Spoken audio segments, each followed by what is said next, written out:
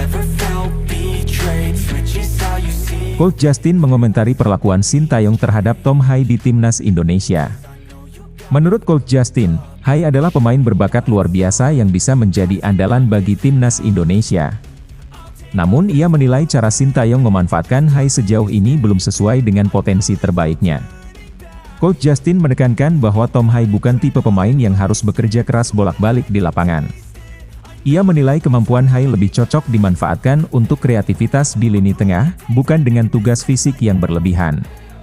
Salah satu keunggulan Tom Hai, menurut Coach Justin, adalah akurasi umpan dan crossing yang luar biasa. Ia menilai kemampuan tersebut adalah aset penting yang seharusnya menjadi fokus Sintayong dalam menggunakan Hai. Coach Justin menyesalkan bahwa Sintayong belum memanfaatkan kemampuan spesifik Hai dengan optimal. Ia mengingatkan bahwa setiap pemain memiliki porsi dan tugas masing-masing dalam tim, sehingga strategi yang diterapkan sebaiknya disesuaikan dengan karakteristik pemain. Lebih lanjut, Coach Justin memperingatkan bahwa jika Tom Hai terus dipaksa bermain dengan peran yang tidak sesuai, kualitasnya akan menurun. Ia khawatir potensi besar Hai tidak akan bertahan lama jika terus-menerus diabaikan atau disalahgunakan dalam sistem permainan yang tidak ideal. Coach Justin berharap Sintayong segera mengevaluasi cara memanfaatkan Tom Hai di timnas Indonesia. Ia percaya bahwa dengan memberikan peran yang sesuai, kemampuan Hai akan menjadi salah satu kekuatan utama bagi timnas Indonesia dalam menghadapi lawan berat di masa mendatang.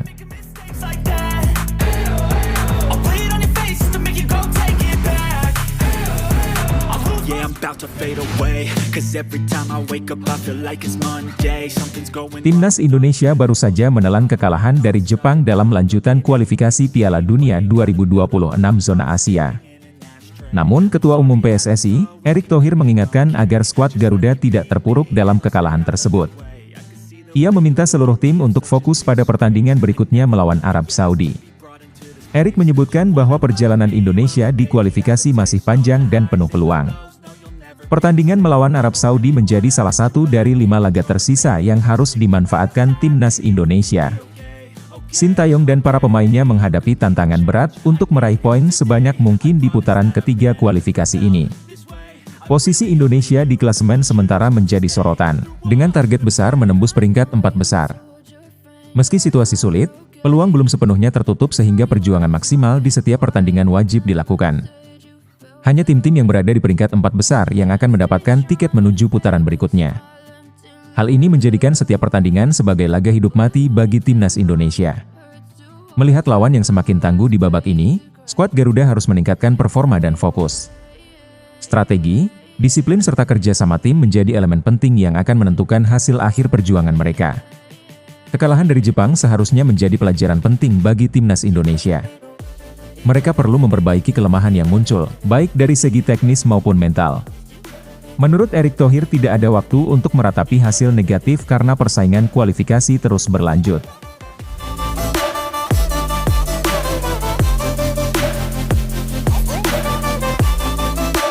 Hey kid, don't ever let them get inside your head.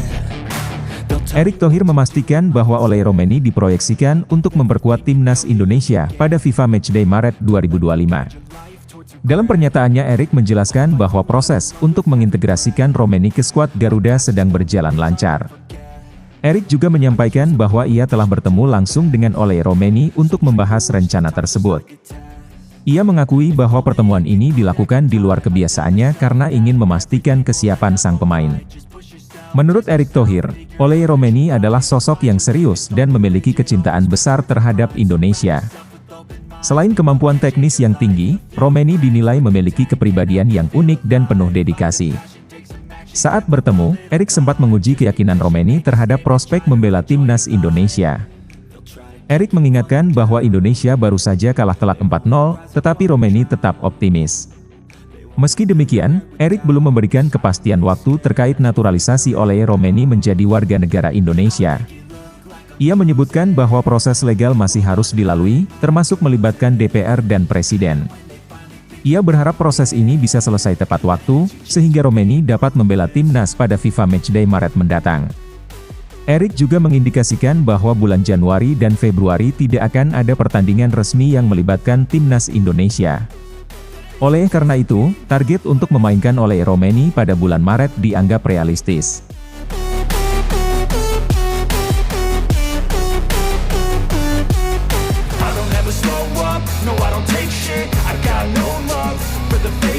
Pasca kekalahan dari Jepang, Kelvin Verdong menggambarkan suasana ruang ganti timnas Indonesia. Ia mengungkapkan bahwa seluruh pemain merasa terpukul karena gagal meraih hasil baik melawan Jepang. Meski telah berjuang keras, hasil akhir 0-4 membuat suasana tim sempat terpuruk. Kelvin mengakui bahwa kekalahan telah tersebut menjadi momen yang berat, tetapi tim memilih untuk tetap fokus pada laga berikutnya. Dengan sisa pertandingan yang masih panjang, timnas Indonesia berusaha mengalihkan perhatian mereka ke peluang yang ada di depan. Setelah sempat larut dalam kekecewaan, Kelvin menyebut bahwa para pemain kini mulai bangkit. Ia menjelaskan bahwa mentalitas tim telah kembali pulih dan persiapan untuk menghadapi Arab Saudi berjalan dengan baik. Menurut Verdong, kekuatan mental dan persatuan tim menjadi kunci untuk menghadapi tantangan berikutnya. Diskusi internal di antara para pemain membantu mereka merefleksikan kekalahan dari Jepang dan memperkuat semangat untuk pertandingan selanjutnya. Verdong menekankan bahwa dukungan satu sama lain di dalam tim sangat penting untuk bangkit dari situasi sulit. Ia merasa senang melihat para pemain tetap bersatu meski menghadapi kekalahan menyakitkan. Kelvin Verdong percaya bahwa hasil melawan Jepang menjadi pelajaran penting untuk memperbaiki performa. Kini fokus mereka adalah memberikan penampilan terbaik dan meraih poin dalam laga selanjutnya demi menjaga asa lolos ke putaran berikutnya.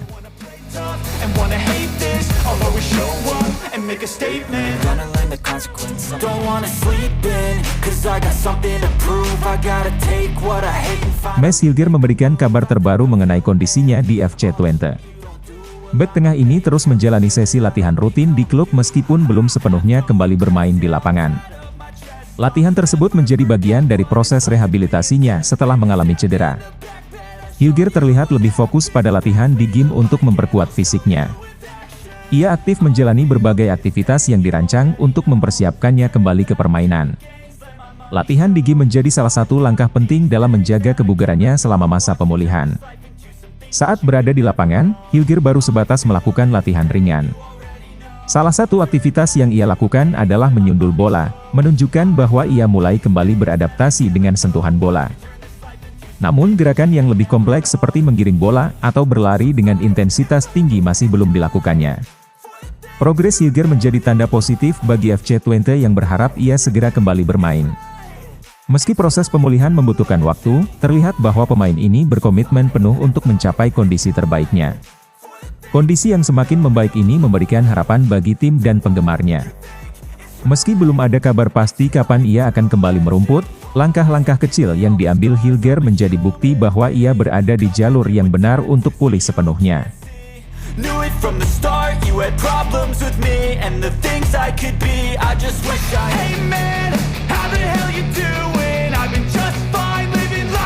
Kevin Dix dikabarkan absen dalam sesi latihan timnas Indonesia pada Minggu malam di Stadion Madia.